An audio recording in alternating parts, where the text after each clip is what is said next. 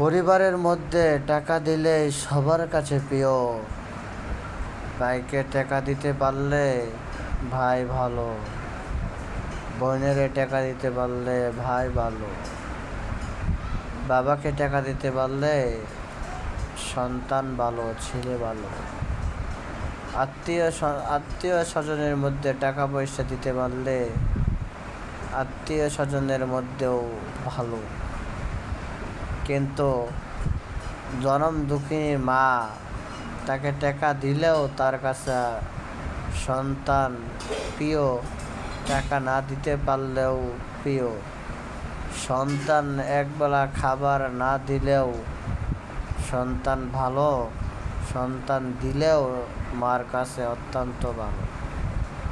10 মাস 10 দিন যে মা আমাকে গর্ভধারণ করেছেন, পৃথিবীর মধ্যে সে মাই হলেন, সে মায়ের পায়ের নিচে হলো সন্তানের বেহেশতি।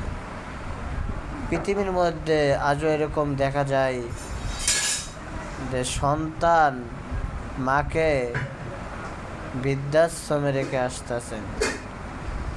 কারণ পরের মেয়ে যখন ঘরের মধ্যে এসে পড়ে, তখন বোঝা যায় সন্তান পরের মেয়ের সাথে তাল মিলিয়ে মার বিরুদ্ধে কথাই বলে। এটাই হলো বাস্তব দুনিয়ার জমিনে।